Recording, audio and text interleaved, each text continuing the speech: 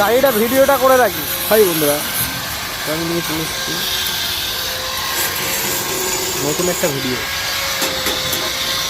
এই ভিডিওতে দেখা যাচ্ছে আমরা একটা গাড়ি রিপেয়ারিং করছি। আমরা এই গাড়িটাকে নতুন করে রং করব, রংটা করানোর পরে আপনাদের দেখাবো আবার, ঠিক আছে?